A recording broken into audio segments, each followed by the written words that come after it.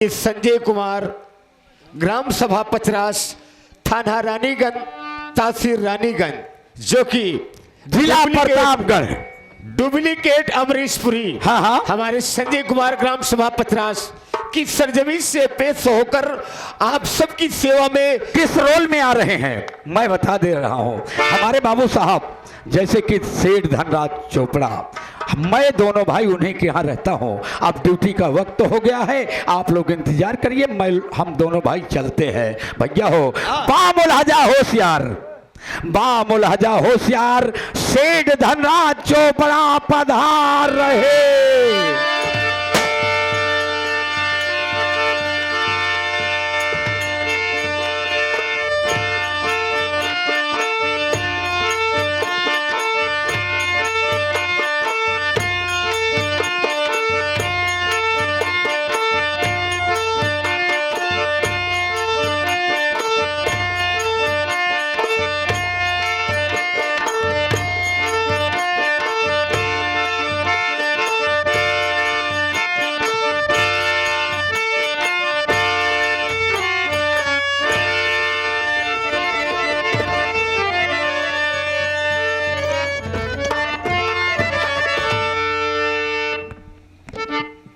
दोस्तों, आप लोगों को ये मालूम हो कि मैं कौन हूं और किस रोल में आया हूं? कसम भोलेनाथ की, आज मैं अति प्रसन्न हूं। अपनी आम जनता को देखकर मैं खुशी से फूला नहीं समा रहा हुआ। दोस्तों, बात बराबरी की है। वीर दोनों बलवान हैं, अर्जुन या हनुमान, वीर दोनों हैं बलवान। हनुमान राम की सेवा तो राम हनुमान की सेवा, हम आपके सेवा तो आप हमारे सेवा है? दोस्तों, आप ना होते तो मैं ना होता, और अगर मैं ना होता तो आप ना होते है?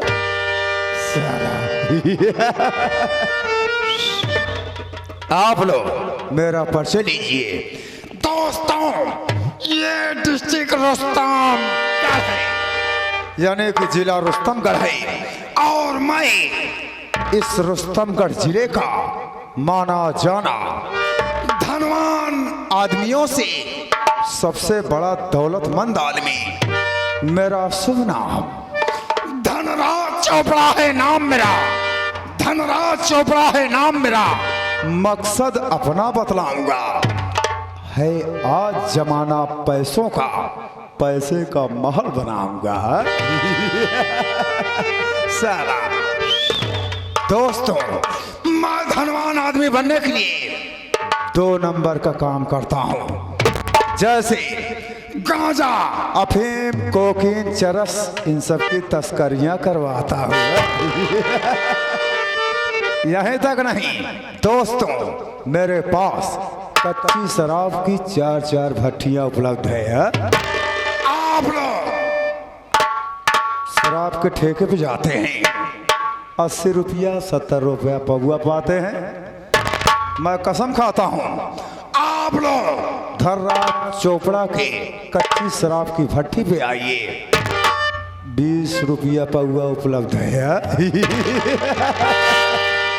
और मैं कसम खाता हूं, आप लोग हमारे भट्टी पे शराब पीजिए, अगर कोई पुलिस का लफड़ा होता है तो उसको धनराज चोपड़ा झेलेगा। यहीं तक नहीं, मैं धनवान आदमी बनने के लिए अपने देश की लड़कियों को पकड़वा करके रातों रात विदेश सप्लाई करता। दोस्तों, कसम भोलेनाथ की, और जो कोई मेरे रास्ते में रुकावट बनने की कोशिश करता है वो सीधा मौत के घाट जाता है। साला धनराज चोपड़ा कभी भी अपने दुश्मन को माफ नहीं करता है। ये तो रहा मेरा परिचय। दोस्तों, मेरे परिवार में केवल 2 सदस्य। पहला मैं स्वयं सेठ धनराज चोपड़ा हूँ और दूसरा मेरा एक लड़का है जिसका नाम विमल चोपड़ा है। इतनी देर हवेली में आए हो गया, अभी तक कोई साला नौकर नहीं दिखाई दिया। हरामजादे कहाँ मर गया है?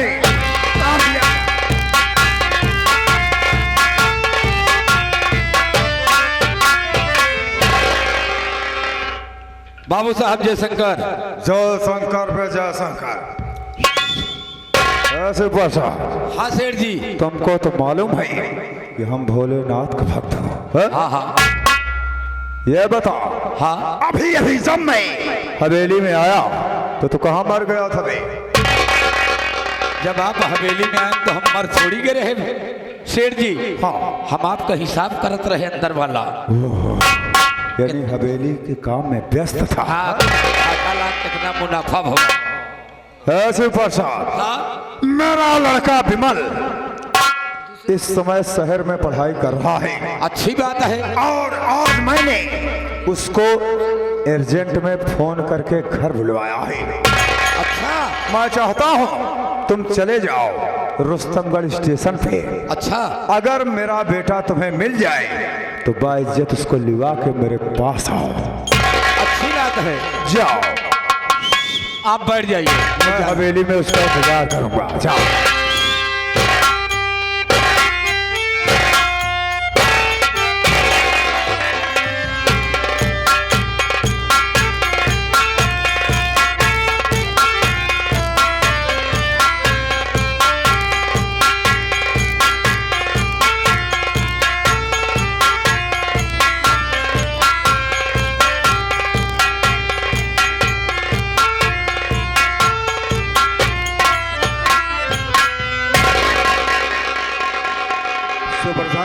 यार इतना लंबा चौड़ा बोझा लाद दे हमरे ला।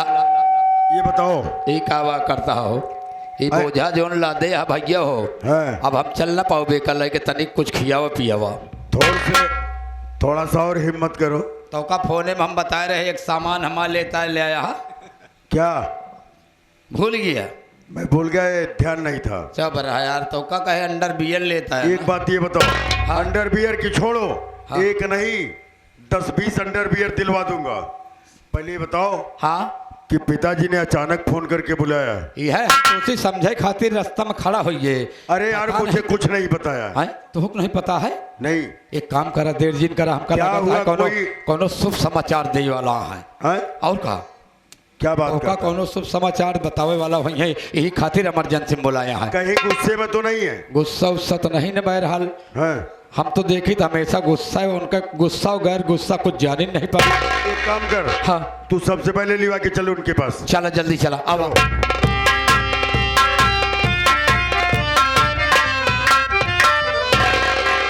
पिताजी के चरणों में बेटे विमल का प्रणाम स्वीकार हो।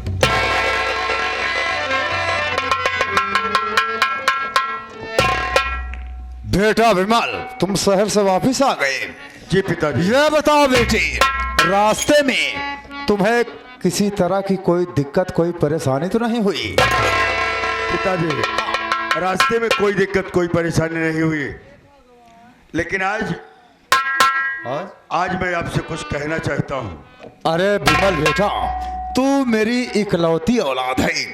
जो कुछ मेरा है सो तेरा है। शौक से कहो बेटे, तुम हमसे क्या कहना चाहते हो?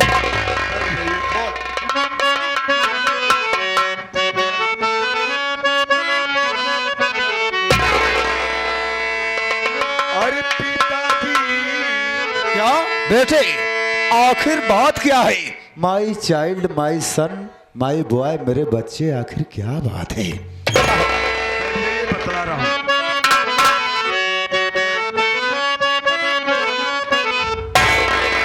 अरे पिताजी, मुझे फोन कर क्यों बुलाया?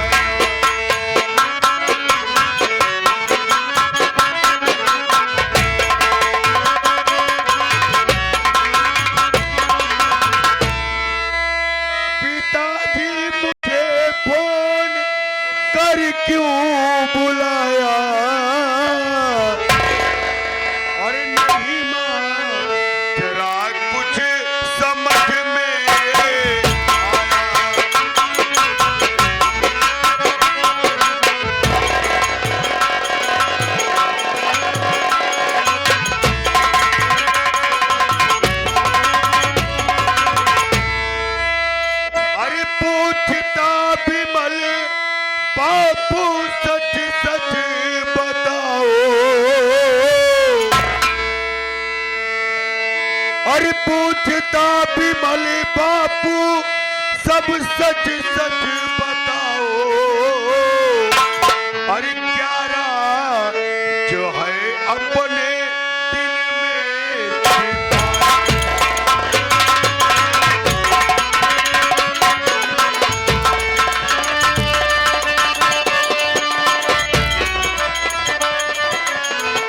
दिल में छिपाया थी, दिल में छिपाया, क्या राज है अपने दिल में।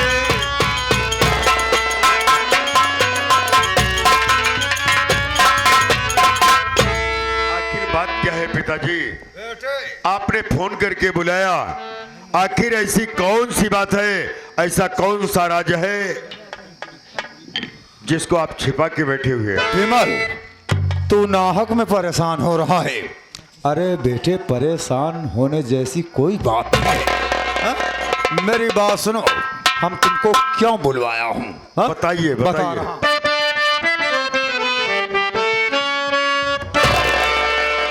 नहीं कोई डरने की है बात बेटा,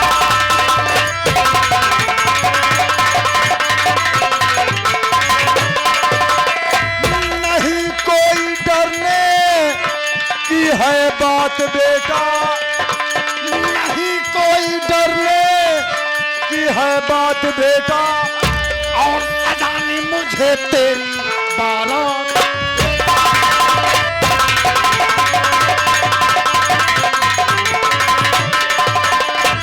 दुल्हन देखने कल तेरे लिए बेटे, दुल्हन देखने कल हम दोनों चलेंगे, दुल्हन देखने कल हम दोनों चलेंगे, और कुछ नहीं बस यही बात।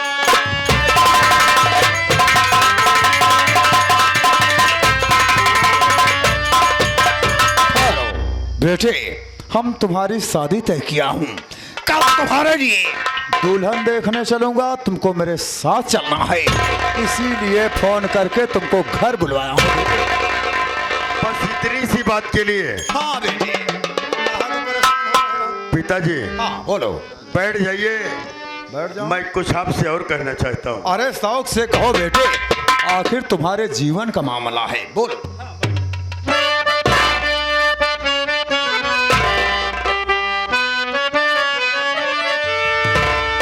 और शादी की चिंता करिए, अरे पिताजी नहीं। अरे बेटे, पाल पोस के तुझको बड़ा किया, अब जब तू शादी विवाह का तुम्हारा उम्र हो गया है तो कह रहा है कि शादी की चिंता ना करो। आखिर अगर तेरी शादी की चिंता मुझे नहीं होगी तो भला किसे होगी बेटे? हाँ? आप सही कहते हैं, लेकिन मेरी बात को तो सुनिए। अरे शादी की चिंता करिए, पिताजी नहीं। अरे शादी से इस घड़ी सब इनकार है। अरे एक लड़की मधु पढ़ती कॉलेज में, हो गया बापू मुझसे उसे प्यार। हरामजादे, लाखों रुपया बर्बाद किया और तुझे शहर भेजा पढ़ने के लिए, और नालायक तू वहां पर यह पढ़ाई कर रहा था, वहां पर प्यार मोहब्बत का चक्कर चला रहा था। देखो विमल, तू मेरी इकलौती औलाद है, मानता हूं। अक्सर जवानी के जोश में नवयुवकों के होश यानी कदम डगमगा जाते हैं बेटे, लेकिन अभी तुम्हारा बाप जिंदा है। देख, जो हो गया उसे एक बुरा सपना समझ के भूल जाओ, और जो तुम्हारा बाप कहता है उसको सुनो, क्योंकि मैं तुम्हारा बाप हूं। जो कुछ करूंगा तुम्हारे भले के लिए करूंगा। सुनो बेटे, कहिए।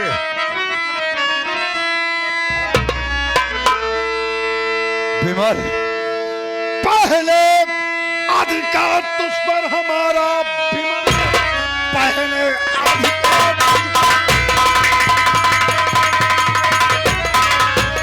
तुझ पर हमारा विमल, इसलिए जो कहूंगा करेगा वही। शादी जिस जगह तय है मैंने किया, दहेज में मिल रहा लाख रुपया सही।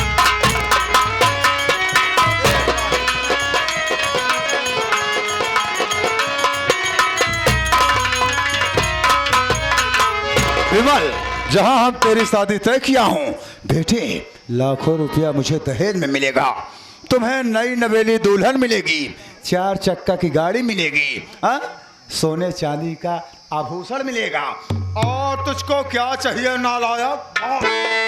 पिताजी, ये तो ठीक है कि पहला अधिकार आपका मुझ पर है, आप पिता हैं, लेकिन पिताजी मैं और कुछ कहना चाहता हूँ और मेरी पूरी बातों को सुन लीजिए। क्या कहा? मेरी बात अधूरी है पिताजी।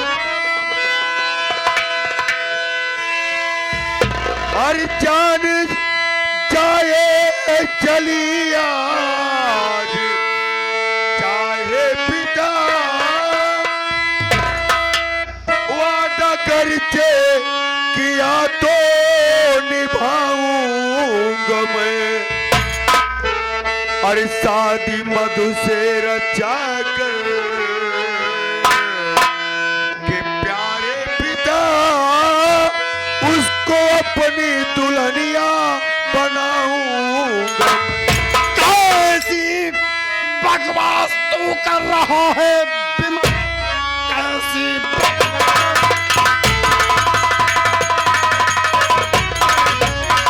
तू कर रहा है विमल? तेरी बकवास सुनना नहीं है मुझे, मेरी मर्जी जहां होगी बस सुन ले विमल, बस वहीं शादी करनी पड़ेगी। सोच ले, हम तेरा बाप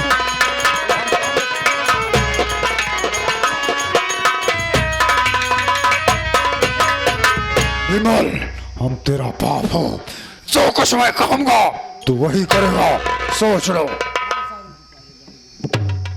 आपकी सारी बातें मैं मानूंगा, आपकी सारी बातें मैं मानूंगा, लेकिन शादी मेरी होनी है।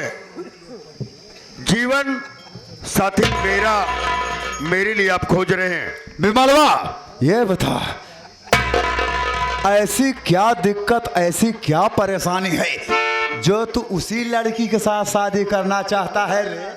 सही बात पूछा आपने पिताजी। हाँ। मैं आपको बता दूं कि स्कूल में पढ़ते पढ़ते दोनों में प्यार हो गया। प्यार हो गया तो? और प्यार इस कदर हम लोगों का बढ़ गया, आप नहीं जानते पिताजी बता कि उसके पेट में मेरा पाप पल रहा है।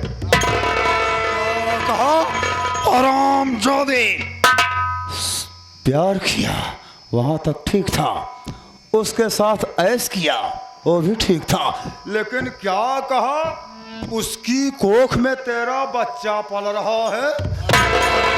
पिताजी, इसीलिए अगर मैंने उससे वादा किया है तो किसी को धोखा देना अच्छी बात नहीं है। मैं अगर वादा किया हूं तो शादी मधु से करूंगा। क्या नालायक, तूने क्या गजब कर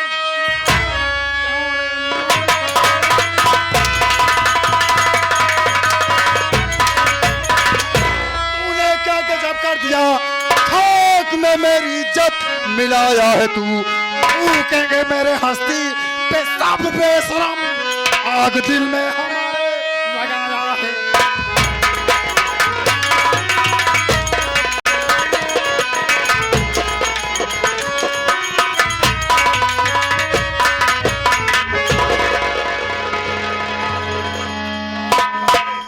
तेरी एक छोटी सी नादानी के कारण जो ये रस्तम गढ़ेरिया धनराज को सलाम करता था, तेरी गलती के कारण मेरे नाम और शोहरत पे थोके।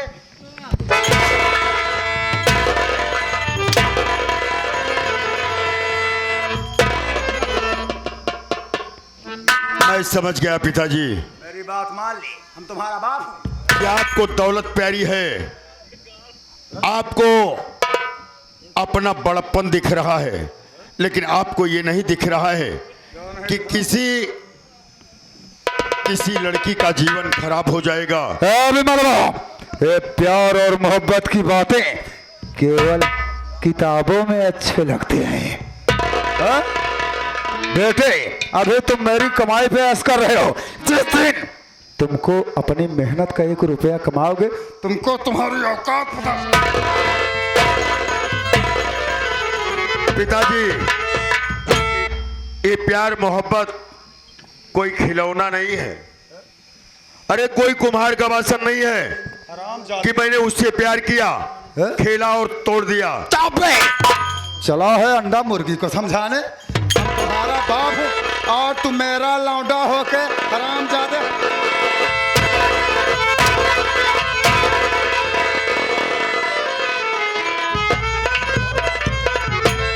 ठीक है, इसका मतलब है कि आप मेरी बातों को नहीं मानेंगे, आप अपनी जिद के आगे तू मानेगा मेरे प्यार को नहीं समझेंगे। तो पिताजी याद रखिएगा, मैं भी आपका ही खून हूं। अगर आपके अंदर जिद भरी है तो याद रखिएगा कि अगर मेरी शादी अगर मेरी पसंद के अनुसार नहीं हुई तो याद रखिएगा पिताजी क्या करेगा बे? कि इस हवेली में सिर्फ आप ही नजर आओगे।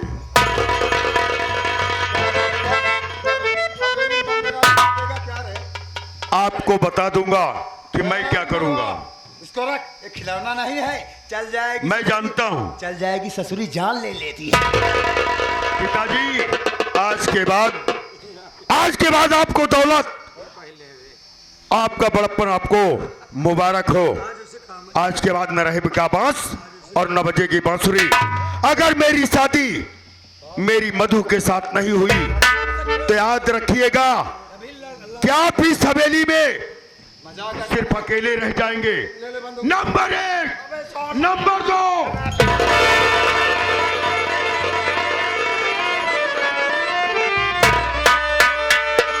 अरे बेटा विमल, अरे बेटे, तू मेरी इकलौती औलाद है। जो कुछ किया तेरे लिए किया, जो कुछ करूंगा तेरे लिए करूंगा। मेरे ना रहने के बाद ये जो मेरी संपदा है, जो मेरी संपत्ति है, किसकी होगी? अरे बेटे तेरी होगी।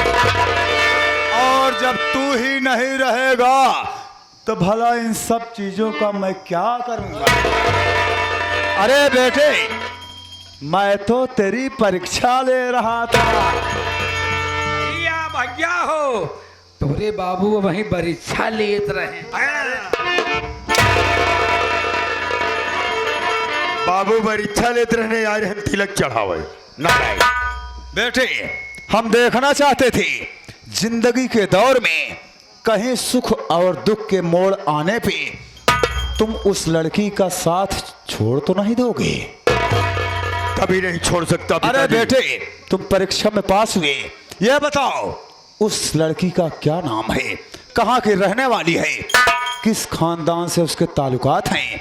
हम तेरी शादी तय कर दे, बात खत्म। अच्छी बात पूछा है आपने पिताजी। आप जानना चाहते हैं कि वो लड़की कौन है? पिताजी, उस लड़की का नाम मधु है। वो लड़की कहीं बाहर की नहीं है। कहाँ की है? पिताजी, आप जानते हैं कि अपने इस इलाके में एक भोला नाम का किसान है। किसान? अरे बेटा, तुम लड़की खानदान बताओ, किसान फिसान को क्या बता रहे? मैं उसके खानदान के बारे में ही बता रहा हूँ। उसके खानदान की बात कर रहे हैं? जी। बोलो, बोलो। भोला किसान जो है, अरे भोला, जैसे मैं इतनी दूर,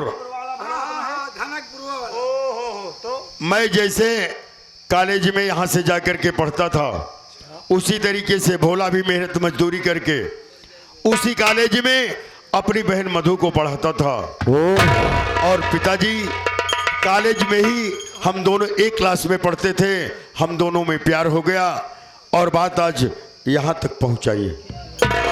विमल, अब हम समझ गया हूँ। देख, तू चाहता है कि तेरी शादी मधु के साथ हो, भोलवा की बहन के साथ हो। हाँ? जी पिताजी। बेटे तुम शहर से आए हो, सफर करके आए हो, यात्रा करके आए हो, थक गए होगे।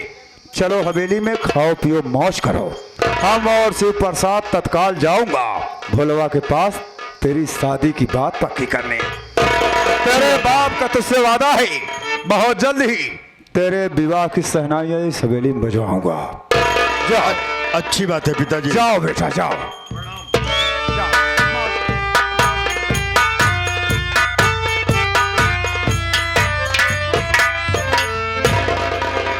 बतावा बाबू साहब, इनका इतना रुपया पैसा खर्चा करके भेजिया, पढ़े रिजल्ट लेके आए मेहरारू। ऐसे प्रसाद ये मेरा हराम ज्यादा नालायक लड़का, बताओ मेरे हाथ आती लक्ष्मी को वापस कर देना चाहता है? हाँ बतावा वापस। मेरे अरमानों पे मेरा लौंडा पानी फेर देना चाहता है। हाँ हाँ सही कहा, कहाँ है? अब ऐसा ले। हाँ सेठ जी। होगा वही जो हम चाहता हूँ। अच्छी बात। ये मेरा लड़का है। हाँ। ये अपने बाप के दिमाग को नहीं समझ सकता है। ना ना। अब ऐसा ले। हाँ। चोपड़ा का खोपड़ा कंप्यूटर से ज्यादा काम करता है। सही। इसमें मेरे लौंडे की कोई गलती नहीं है। हम जानते हैं।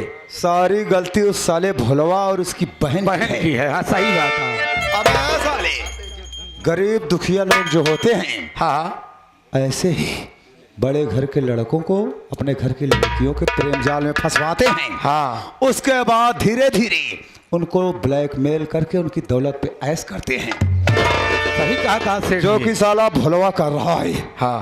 हरामजादे, जमीन का कीड़ा आसमान छूने का ख्वाब देखता है, मेरा रिश्तेदार बनेगा। अगर हरामजादे भोलवा, अगर तुमको साले 20 जूता ना मारा तो मेरा नाम सेठ धनराज चोपड़ा नहीं है। हा? साला गंदी नाली के कीड़े, साले गटर में पैदा हुए हो और गटर में ही रेंग रेंग के अपनी जान दोगे। साला दोस्तों, आप लोग वक्त का इंतजार कीजिए। धनराज चोपड़ा की अगली चाल क्या होगी, देखिए अगला सीन इस ब्रेक के।